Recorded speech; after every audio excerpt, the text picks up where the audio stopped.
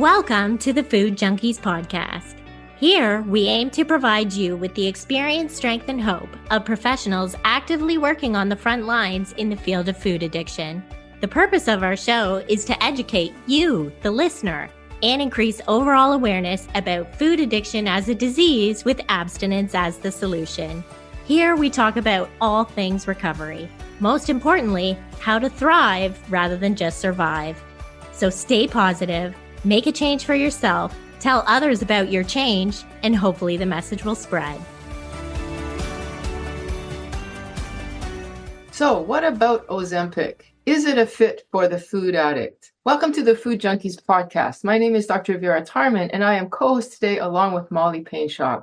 Today, we speak once again with Dr. Sandy Van.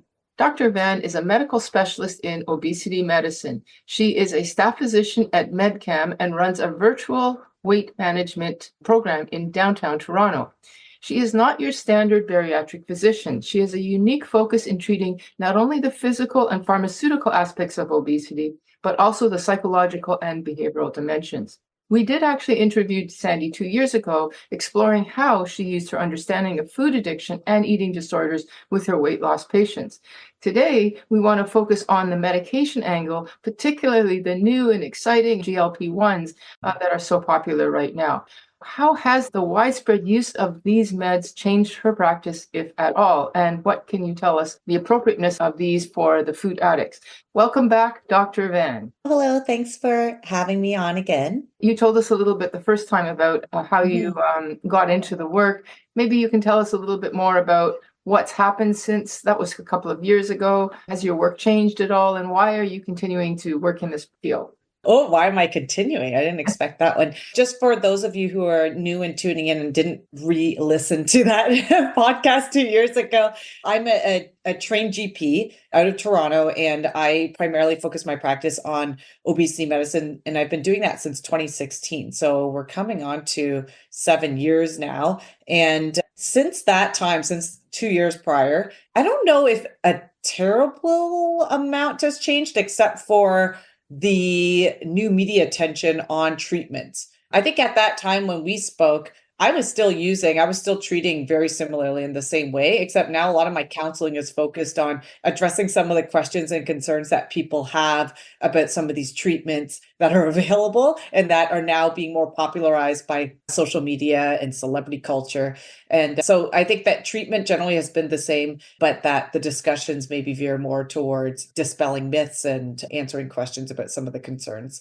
Yeah, when I was at the Low Carb Boca a couple of years ago, I was astounded to realize that the GLP-1s or some preliminary version have been around for a while, but I hadn't heard of them. And so the fact that you mentioned the celebrity attention and the media attention, can you tell us a little bit about that? Like, why are we just hearing about it now when these have been around for a while? Do you have any comments? I know it actually baffles me as well. I don't know what I don't know what I was going to say patient zero was, but I don't know what the source of the celebrity attention on it is. I don't know exactly what celebrity said it first, but I do know that it escalated pretty quickly. And then it came to be known as this Hollywood treatment that even celebrities who didn't have obesity might be using. And then it brought into question whether there was misuse of this medication. But I will tell you that I've been using medication since, I started in 2016, and I was primarily doing cognitive behavioral therapy for obesity.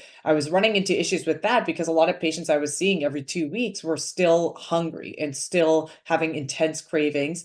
And then it wasn't until I started pharmacotherapy so something like liraglutide, that was one of the first GLP-1 molecules that was approved for Otherwise known as obesity. Saxenda. Otherwise known as Saxenda at the time, the once daily injectable. I started using that, and then also Contrave, which is naltrexone bupropion. And I started finding that patients were deriving great relief in their symptoms, and they were seeing not only weight loss, but relief from the suffering that they were experiencing from intense food preoccupation as they were losing weight. So I started noticing major differences clinically at that time. And then things have only gotten better since, because we've seen new developments in GLP-1 receptor agonists. Now there's semaglutide, which is also a Health Canada approved medication. Semaglutide is known as Ozempic, but that's the diabetes indication. There's also another brand named Wegovy that is also the same active ingredient, exactly made by the same company called and it's indicated for obesity.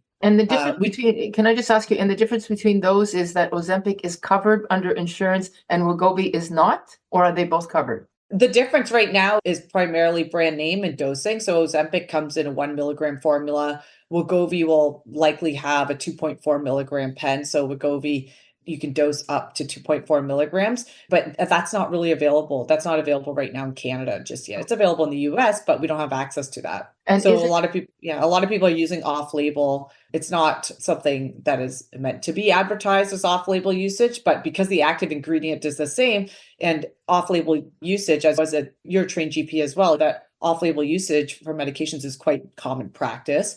It happens to be that Ozempic is now being used off-label because semaglutide is Health Canada approved for obesity as well. So in order to crystallize that point, I think that it'd be important to recognize that ibuprofen, which many of us know and have used, can be branded as either Motrin or Advil. Yeah. But it's ibuprofen nonetheless, right? So that's the way that I consider semaglutide. So anyway, just to back up a touch, what would you say is the percentage of your practice who are actually on medication? The percentage. So I will say that I have to add this as a precursor to my explanation that prior to starting people on pharmacotherapy, I was engaged in like a 12-month program, high intensity behavioral treatment using cognitive behavioral therapy. So some of those psychological aspects of eating, trying to promote self-regulation.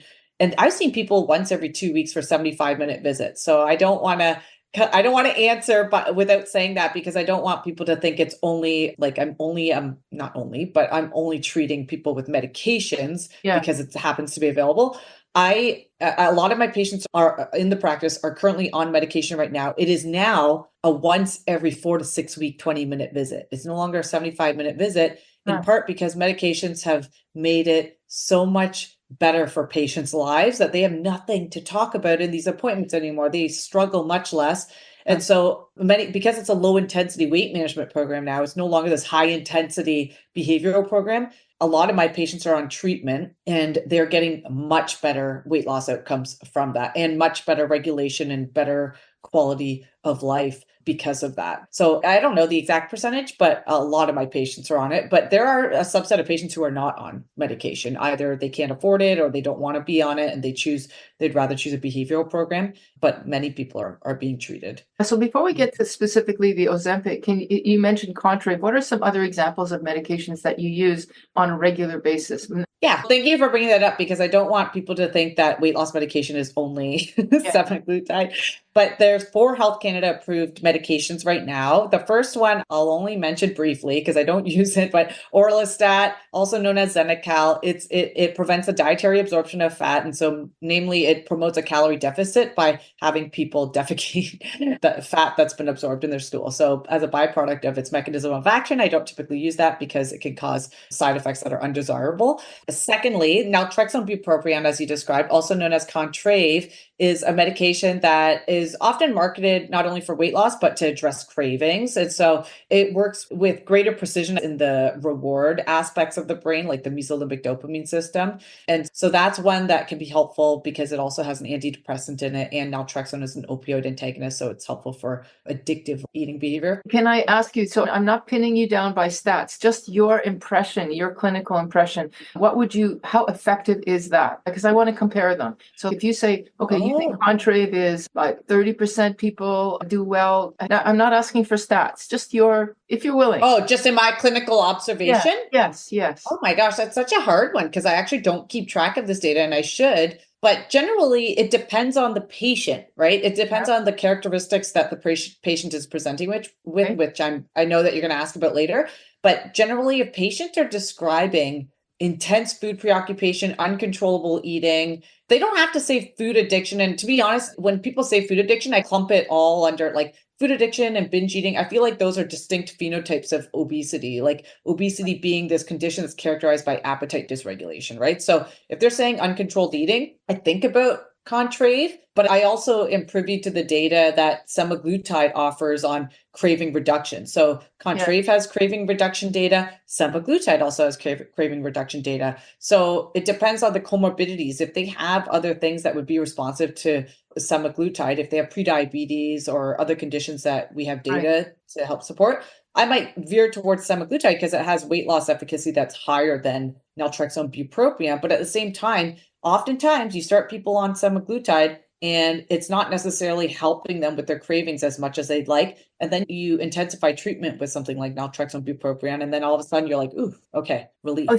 so I heard you say you would actually use both of them. Yeah. Yeah. Okay. Yeah. I wouldn't start people both like on both at once, but and sometimes people prefer an oral option. So they want to go on Contrave first. And Contrave is also a really good treatment. It's been around for a long time as well. Very popular in the US as well. So it's a good treatment. It's just that in terms of weight loss efficacy, if you're looking at the data, we know that the GLP-1 receptor agonist, namely semaglutide, has higher weight loss outcomes than Lira or naltrexone bupropion. Okay. So anyway, go ahead. Oh yeah, there's Contrave, and then there was Saxenda. Saxenda is liraglutide, and liraglutide at 3.0 milligrams is another version of it indicated for diabetes, but it's at a lower dose of 1.8. It's a subcutaneous injection. And it works similarly to semaglutide in the sense that it helps regulate blood sugar, but it also operates centrally in the brain to stimulate satiety. So people feel less hungry and they feel full sooner. But I will say Contrave works by also promoting fullness. I shouldn't just say it's a cravings medication. It works by signaling satiety as well. So now let's talk about the GLP-1s. Before you get into the specifics, can you just give us a broad explanation of why these things work or what they do? Oh, so GLP-1s have been around since at least 2005. They've been studied for a long time, since the 90s. I know they were more popular for type 2 diabetes. And they became, I remember in 2014, there was liraglutide for diabetes that was approved, FDA approved shortly after Health Canada approved it. And then people were starting to rumble about how this is effective for weight loss as well. We're starting to see this happen for weight loss, and people were starting to use it. I could hear about people starting to use it off label for weight loss for patients who had diabetes as well. And what it is, it's a mimic. It's a mimic of a hormone, a gut hormone that humans are meant to produce. And so the idea is that you're supplementing this gut hormone that helps promote fullness. Because when we eat, we get this flood of satiety hormones that's meant to come out and signal to your brain that you're full, and it's meant to help promote metabolism and digestion. There's a whole myriad of things that happen. So GLP-1 happens to be one of these hormones that we've been able to detect and replicate. And so we're supplementing that. And people are feeling satisfied with less at mealtime, and they're feeling less food preoccupation in general. That's my clinical observation. And then their sugars are getting regulated. So that's why it's thought to be effective for weight loss. But now, with more research trials underway and more established findings from cardiovascular outcome trial data, we're starting to see that it's having an effect on cardiovascular health too, in a good way. We're seeing that it's likely related to anti-inflammatory, weight loss, but a number of other things that are actually unknown. But people are seeing risk reduction in having cardiovascular events when they have obesity or diabetes, along with pre-existing heart disease. So there's some pretty incredible things that's now being studied for, like dementia. I know that it's being studied dementia because of its anti-inflammatory effects and possibly other things. So it's this weird Swiss Army knife of a medication that I've never read or heard about throughout medical school or residency, but it's exciting. But with that being said, I don't want to only sensationalize it.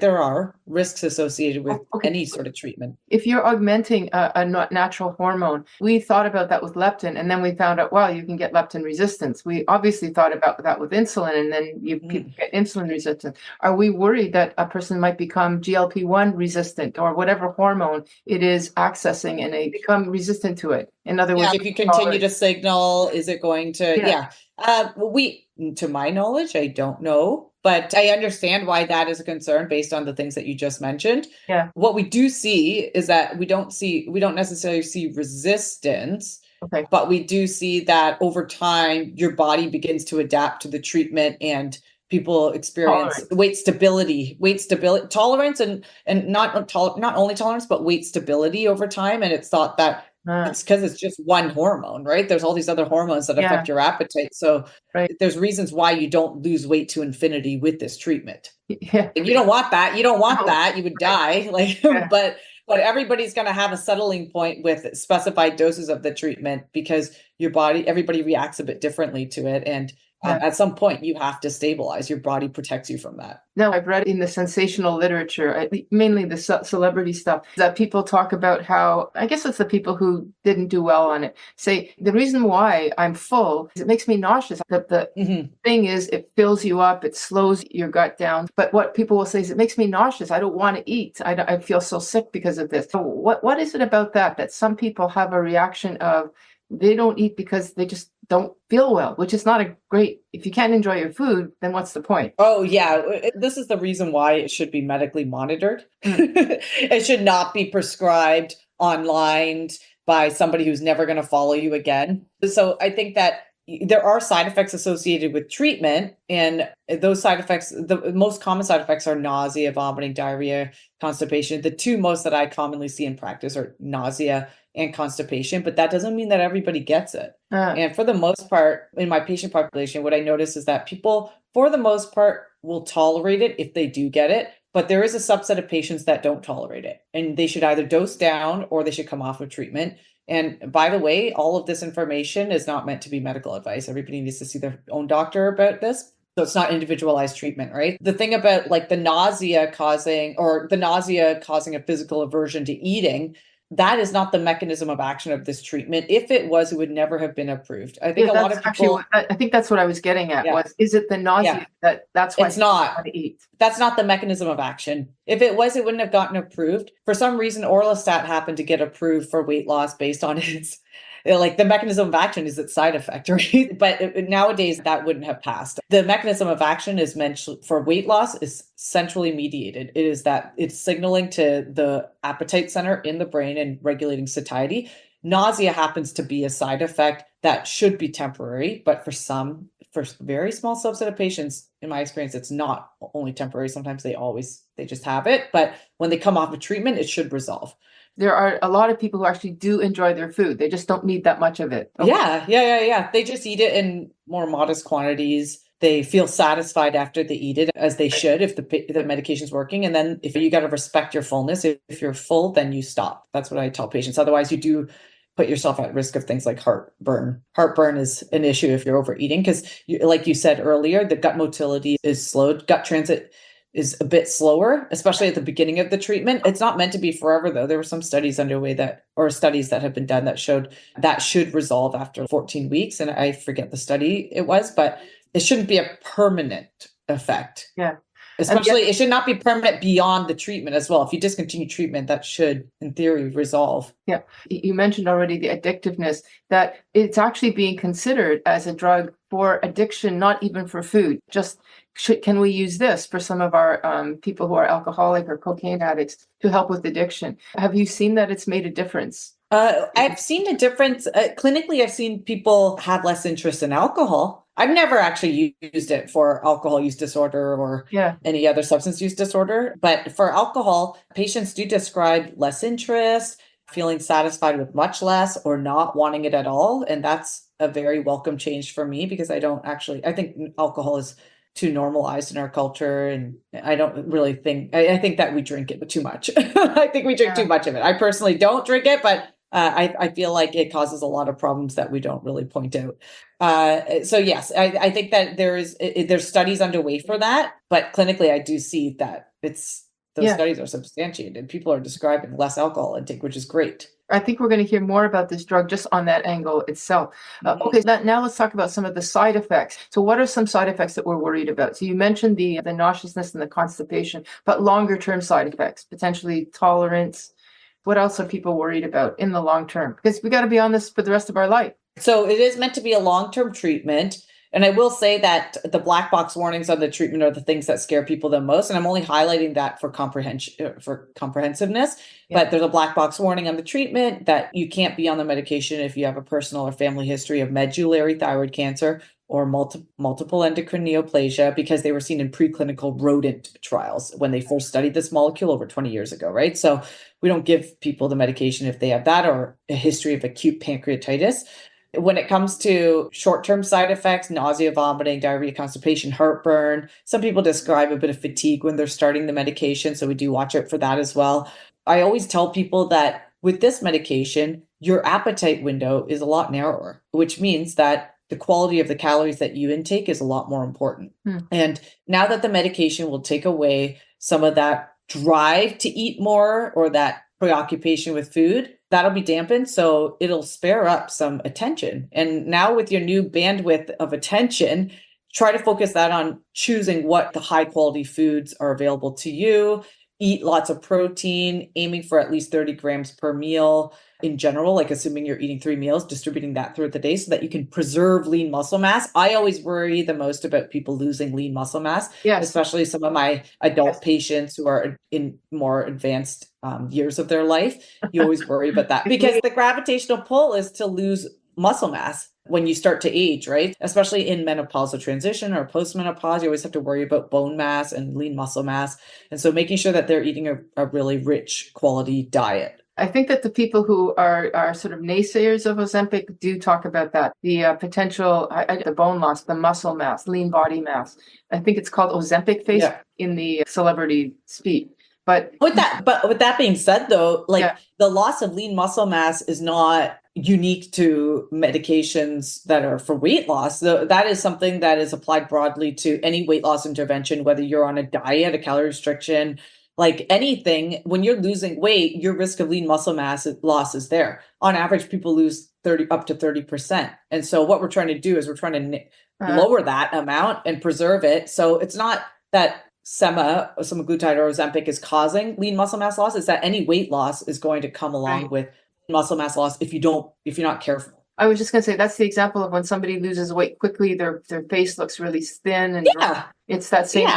Yeah. I think people are just trying to keep the news headlines on when it comes to, I feel like the headlines around semaglutide and Ozempic are they're just getting rinsed and repeated. They're using stuff that is circulating or from the drug monograph, but if you're getting prescribed it by an MD, the MD should be telling you about some of these things in advance.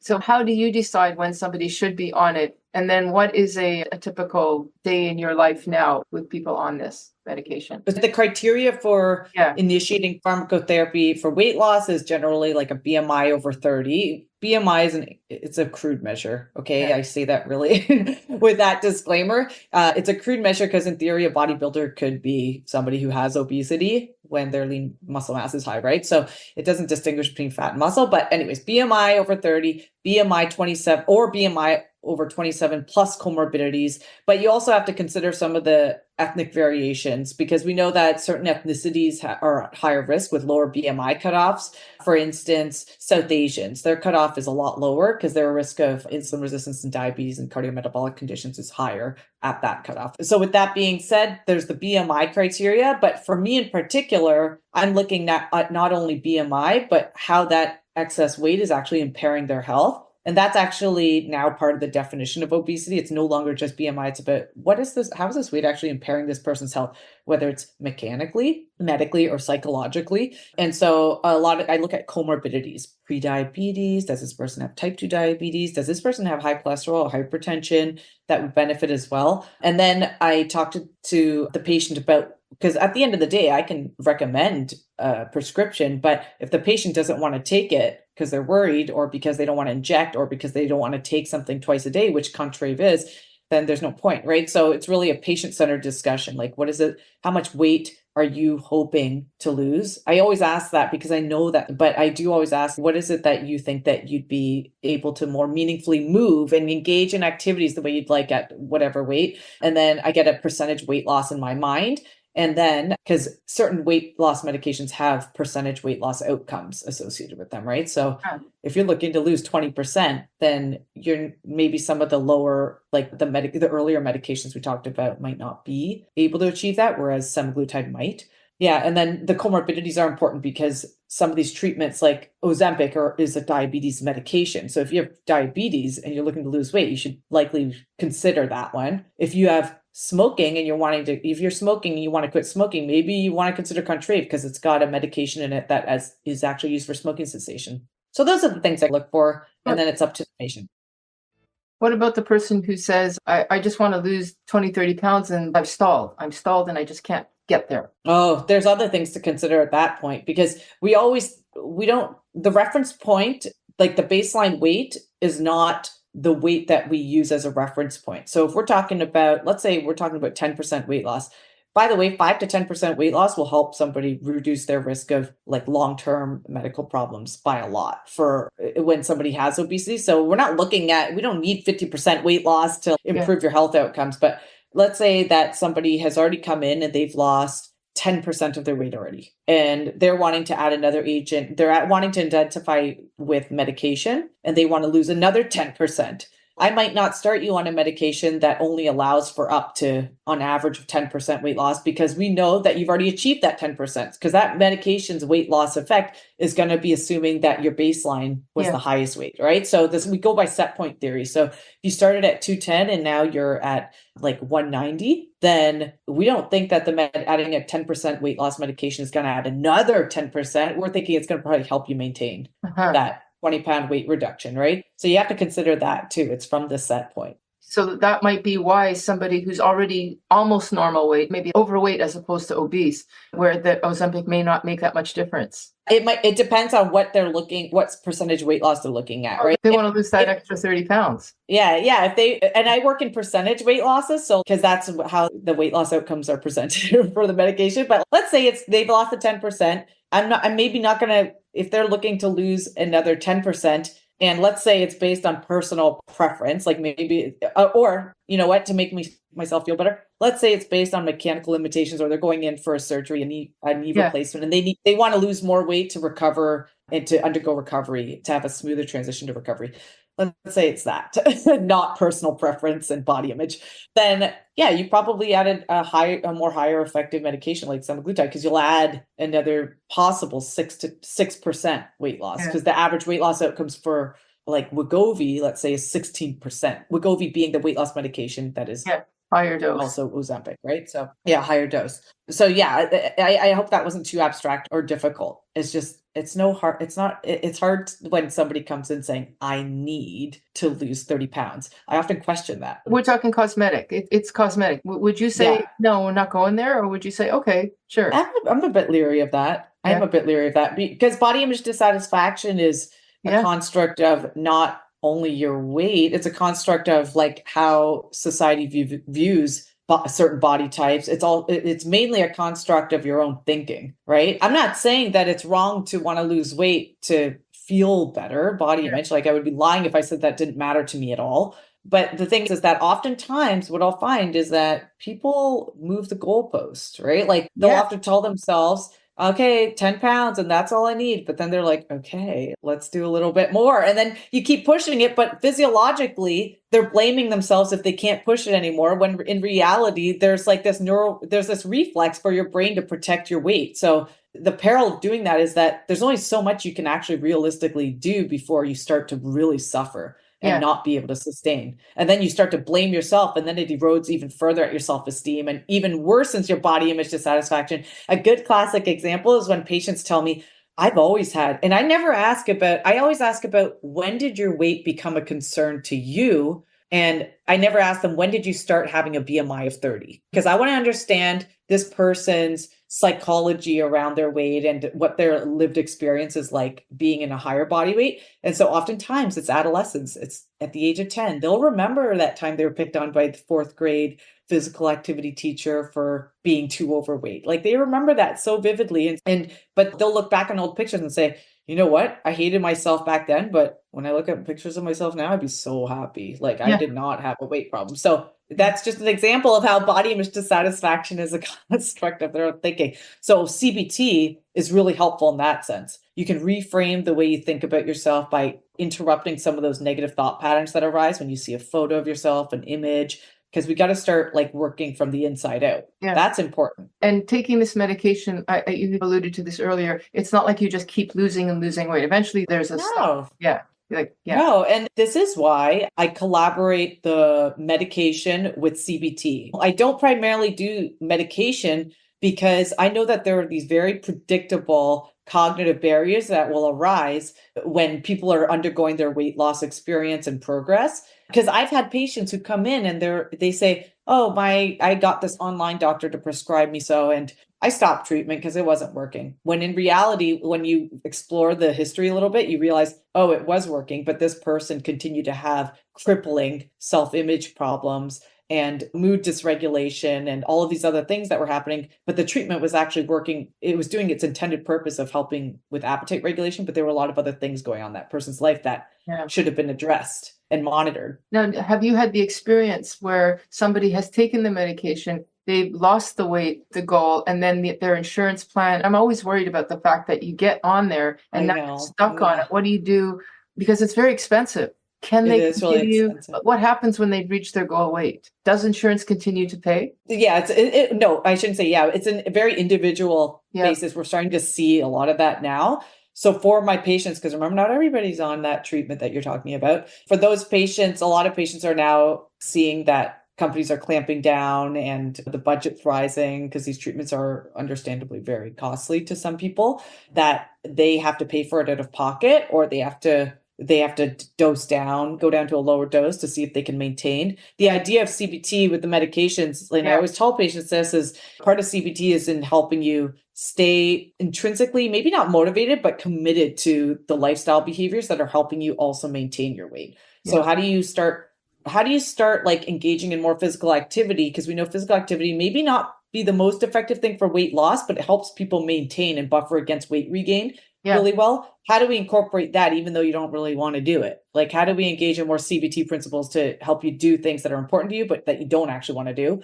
And so we have to, it's more of a doubling down on those sort of protective strategies, those behavioral changes. Here we are, Food Junkies Podcast, and we're interested in food addiction. And is this appropriate for the food addict? The thing that I worry about is that, quote, you get to eat your cake and have it too. I get to eat the sweets, but I don't overeat.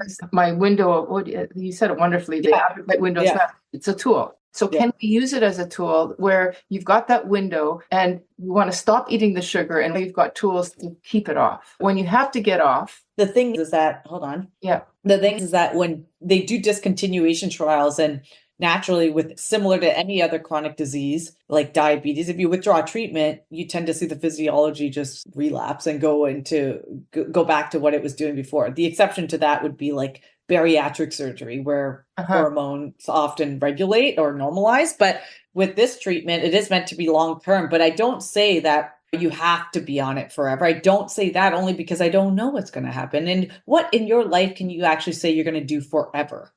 Confidently.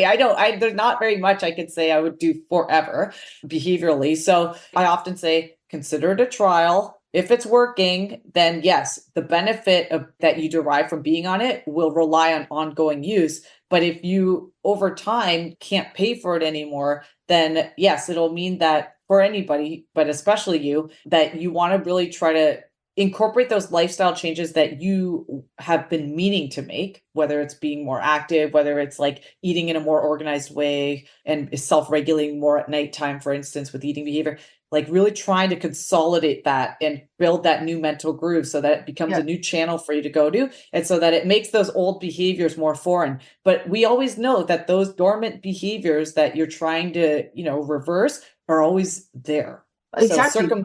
But if you acknowledge that you're a sugar addict, a food addict, and start from the get-go saying, okay, I'm no longer hounded by these thoughts, so I'm going to stop the sugar so that the drive is not there when the medication is off. They haven't been eating sugar. So it's like they haven't been taking their opiates. They don't have an opiate debt. You see what I'm saying? I see what you're saying, but through the obesity paradigm, we know that when you withdraw that GLP-1, even if, or whatever treatment it is, even if they've been eating quote unquote clean for a long time, their appetite, because we know that hunger encompasses both homeostatic or like eating for fullness, hunger and fullness, And there's also the hedonic aspect. You're naming the hedonic aspect of Yes. food. Yes. Right. So a lot of people have more heightened reward sensitivity. And so everybody's a little bit different with that, which is why there are certain people who are more prone to addictive like behaviors. But at the same time, we know that there's that other part of the brain that likes to set the thermostat at a certain point and regulates with good precision weight at a certain range, or like blood sugar and blood pressure. So when you withdraw the treatment, that's what's going to put you, that's what's going to put you at risk. I'm not saying that staying off of foods that are too tantalizing or irresistible to that person is helpful. That is definitely helpful. But at the same time, we know that person might feel like they actually realistically need more calories to feel satisfied. Okay. All right. Yeah, I think you're right. Yeah, there's no good way to answer the original question you proposed, which was themed on, let's do lifestyle behaviors, let's consolidate that so that when you come off treatment, you can maintain.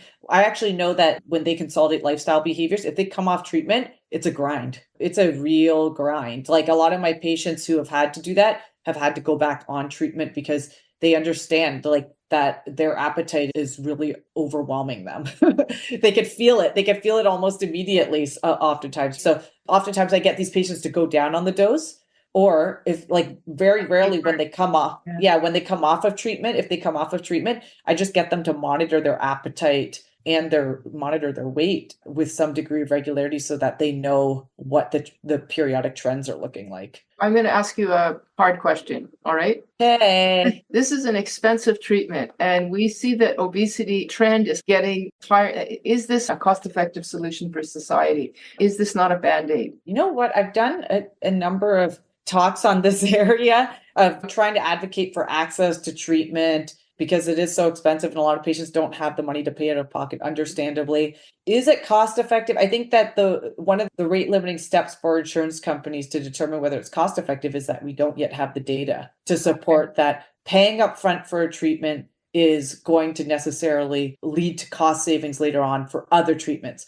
What I will highlight, though, is that I'm a little bit biased, obviously, that I think that all my patients are deserving of treatment, given that they've been put through the ringer with our diet industry. I will say that the top 10 classes of medications that are typically that cost the most for insurance companies, and they do this annual review of this, 8 out of 10 of those treatments are typically associated in some way with obesity. Yes, diabetic medication, high blood pressure medication. Exactly. Cholesterol. Cholesterol. I'll even say the mood regulation. Or like the antidepressants, things like that. They're highly associated. Not everything is caused by obesity, because there's a lot of other things that can contribute to those things, but they can be exacerbated or be rooted in it. And intuitively, when we treat obesity, will we see an improvement in all of these other things? Likely, I would assume. I often take people down on the dose of antihypertensives or take them off antihypertensives. But the thing is, their quality of life is much better. And so the other thing to account for in terms of cost savings, which maybe is not as quantifiable, is absenteeism and presenteeism. How many days does this person take off because they're sick from something that's related to their weight? How engaged are they actually in work? And so that will be the role of the insurance companies to establish whether they can in some way measure that appropriately. But I think that based on what I see, most of my patients feel that their quality of life is way better when they have their weight treated. And is it a cost-effective solution? I don't know. I'm not an economist. I'm not an economist. That's beyond my scope. I treat individuals, not populations, right? But fair enough. Yes. Yeah. And if I can ask you another hard question, are we not letting the food industry off the hook? Because we're fixing the person so that they don't want to eat as much of what the food industry is giving, which is obesogenic and also heightened reward beyond the ability to say no. Are we not letting the food industry off the hook? You know what? That's actually a really hard question. I don't think we're letting them off the hook. I think if anything, we're going to see sales in ultra processed food go down if we continue. Yes, in fact, I've seen that. Give people access to treatment. I think that the food environment really is of, what we see now is like a very high obesity and overweight prevalence in our continent, not only in Canada and in North America. 30% have overweight, 30% have obesity. That's 60% of the population. I had somebody ask me once to provide, I get these media interviews and they were asking me to provide weight loss tips for the average consumer. And I was saying something about pharmacotherapy and she was like, no, but that's for people with obesity. I need something for the average consumer. I'm like, to be honest, 60%.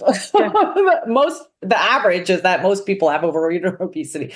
But I'm not letting them off the hook. I don't know what the answer to that is, Vera. I'm not letting them off the hook. I think if anything, the food industry needs to play a bigger role in addressing some of the concerns we have to date. Yeah, some of this reminds me of the HIV era where the meds were catastrophic, just catastrophic, but they were essential, obviously life-changing for people, life-saving. Yeah. And they ended up having to force the pharmaceutical industry to make more reasonable costs, at least in some places, like the medications sent off to other countries.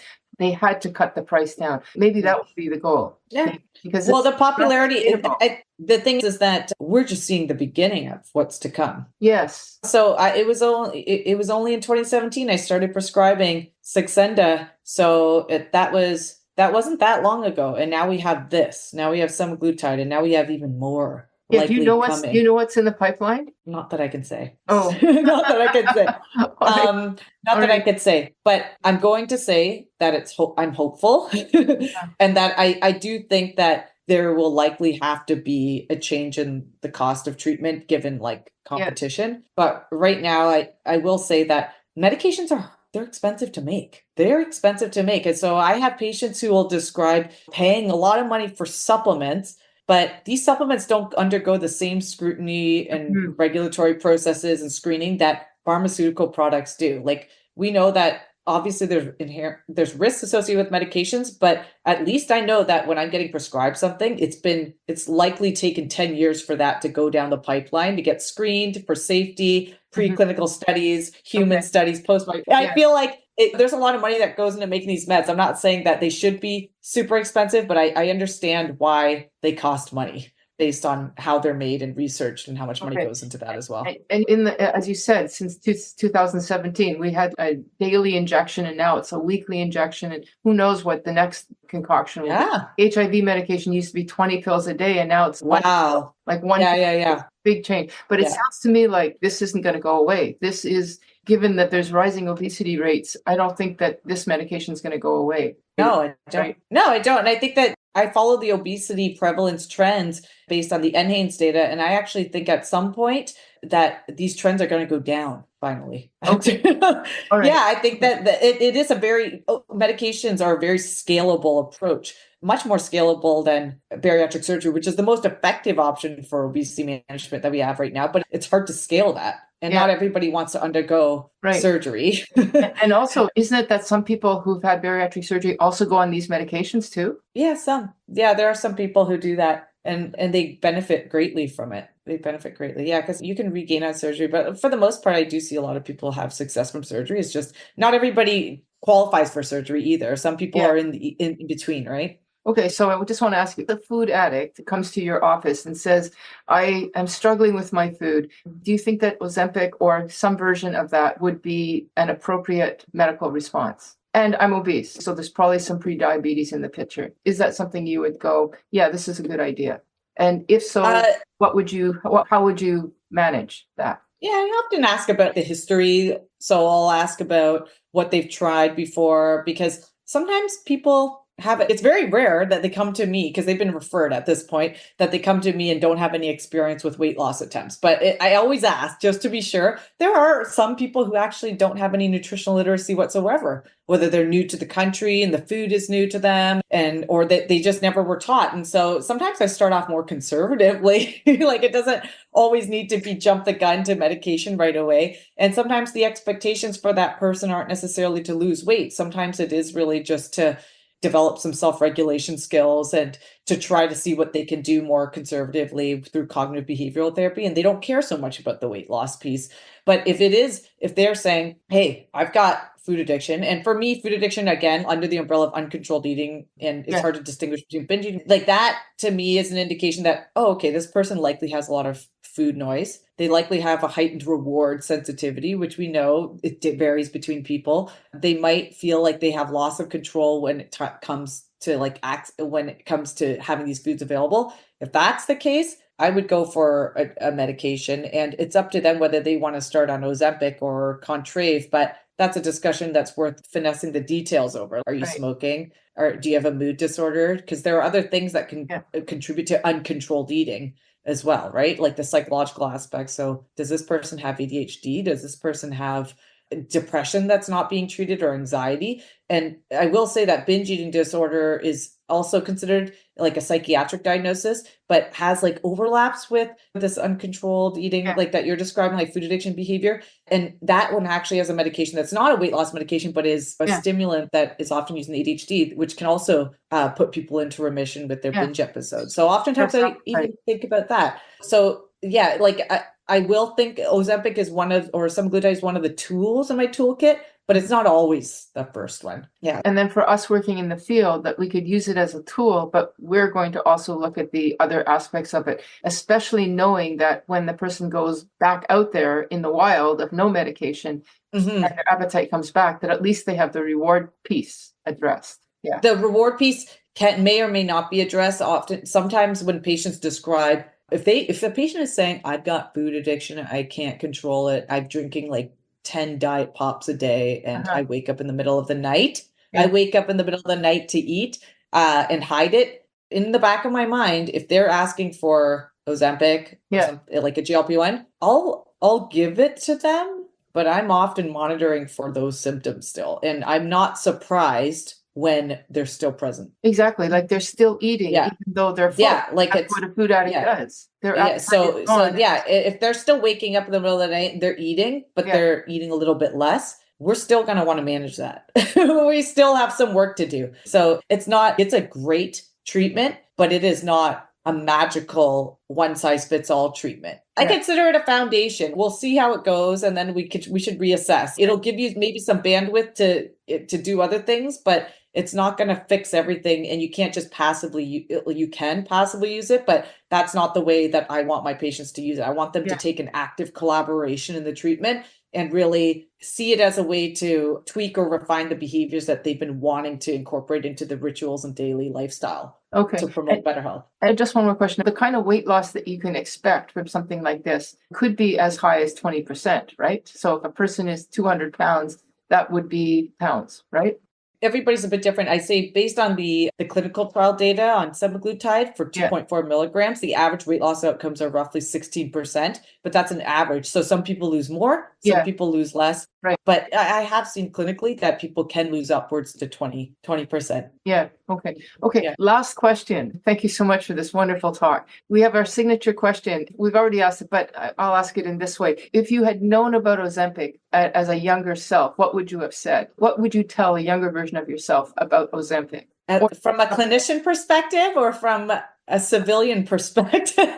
from an older you perspective. If I had known about Ozempic as my younger self, what would I have said? Like your younger self would probably have wondered about it. Ozempic or Wegovy? Yeah. I would have thought, wow, this is the medical condition I thought it was going to be. Because remember, when I told you this before, when I was younger and was a training in family medicine, I told an MD, my supervisor, that I wanted to get into weight loss or weight management. I forget the words I used at the time. And she said, why wouldn't you have just become a dietitian or a nutritionist? She didn't even say dietitian. She said nutritionist. And she said, family docs don't do that. And so I think that if I'd heard about treatment for weight in the way that it's being used now, I would have been so elated because I would have been so validated and vindicated. Like I would have felt so good that it is a medical problem the way that I'm seeing it in my practice. That is not a lifestyle problem. Lifestyle problems get fixed with lifestyle changes. Medical problems get fixed with both lifestyle, but medical interventions as well are often considered, right? So